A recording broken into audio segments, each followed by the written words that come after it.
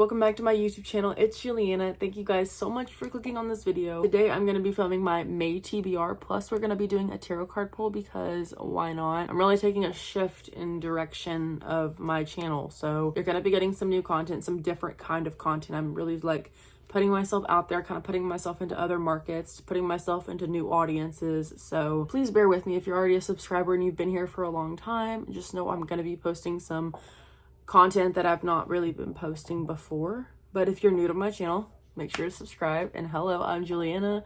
I am 22. This is my birthday month. I'll be 23 this month, and I am a full-time graduate student and I am a book lover. So let's go ahead and get into this video. It's my May TBR. First book is Ready or Not by Cara Bastone. This is a friends to lovers slow burn romance book, and it's also got a surprise pregnancy in it. So really excited to read this. I mean, the cover just screams spring. And I've had this book on my shelves for over 2 years, so I had to just pick it up off my shelves and read it, especially since I'm a mood reader and I tend to read according to the seasons and like what I'm feeling. And since it's spring, look at the cover. Do I need to say anything else? No. But like, I have no idea what this book is about. All I know is it's a friends to lovers surprise pregnancy book.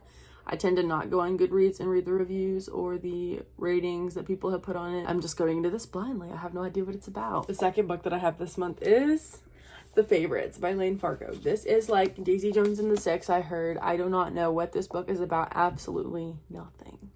But I got this from Book of the Month as an add-on, and I am super excited to read this book.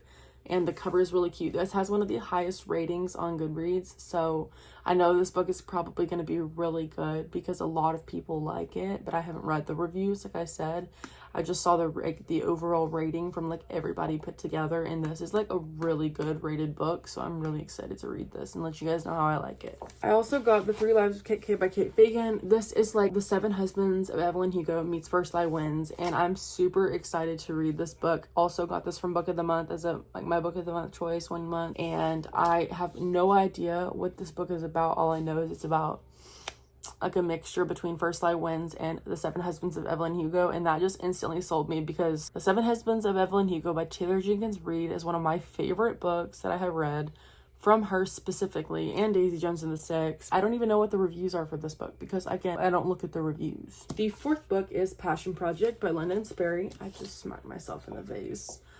This book, I actually did read the description on it a little bit, and I got this from Book of the Month as well this last month in April. But this is basically about this girl. She stands up this guy on a first date, and then they see each other at the gas station when she's buying alcohol or something, I think. And he's like, hey, do you want to just be friends? No strings attached. We don't have to do anything. We could just be friends. And she's got like no life, no direction, no purpose, no nothing in this big city called New York City. And she makes this passion project list, and he helps her make it, and then they tackle the list together, and then it turns into a friends to lovers. They fall in love and they live happily ever after. The end.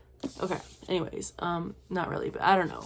But I'm really excited to read this, and I will let you guys know how I like it. Again, I post all sorts of bookish content on my TikTok, so if you're not following me on TikTok, make sure to go do that because I post a lot of content on there as well. And then my fifth and my final book is The Do-Over by Lynn Painter. This is a YA romance. Again, I don't really gravitate towards young adult books. I used to read a lot of YA books when I was like 19, 20. God, I feel so old. I'm really not that old though. I'm like about to turn 23. But oh my gosh, that is crazy, man. I'm super excited to read this. I've had this book on my shelves for a long time, so let's hope it lives up to its expectations. Now for the tarot pool. I have this deck right here that I got from Half Price Books, and I literally got it in like the case at the Half Price Books store, and I just like found this tarot deck. It's like the first one that I found. First of all, look at like the cover of these cards, like so medieval, so old. So cute. And I'm gonna shuffle a card, and typically what I do is whenever a card jumps out at me, I will pull that card. And then since I'm not super like educated on tarot card readings, I will go on ChatGPT and look up the meanings for each card. So whenever I pull a card for y'all, I'm going to go on ChatGPT. I'm going to type in the card name. So I'm gonna be like, if it's like the death card for an example, but it's I hope it's not, but it says the death meaning for May's month ahead, reflection. You know what I mean? Like kind of getting an idea what the month ahead is going to kind of be like based on the card that I pulled.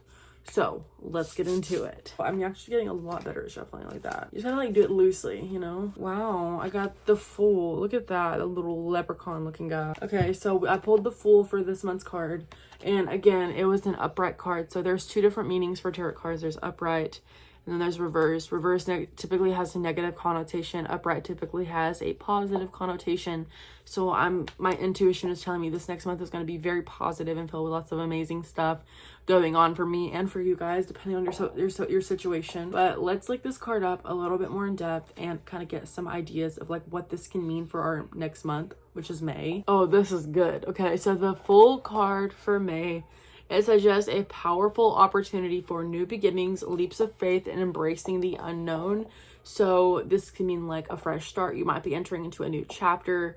You could be taking a leap of faith and taking a risk and hoping that it'll turn out the way that you want and just like praying for the best. You could be letting go of old baggage or routines that feel stale and releasing that and getting more freedom into your life. You could be having a beginner's mind and opening your mind up to more curious things and being more curious about things and not fearful of them. But the advice that I'd say for you guys from this ChatGPT log is say yes to opportunities, even if they scare you a little. Don't let fear of the unknown hold you back. Stay grounded but not rigid. Flexibility is key this month. Watch for signs and synchronicities. They'll guide you towards what you're meant to go. Whatever your situation is, you know, this is going to like have a different meaning for you. You can like interpret this message any way that you want, but this is just like a general card reading for like the overview of May. But anyways, I hope you guys enjoyed this video. Make sure to give it a thumbs up again, subscribe down below, and I'll talk to you guys in my next one. Bye.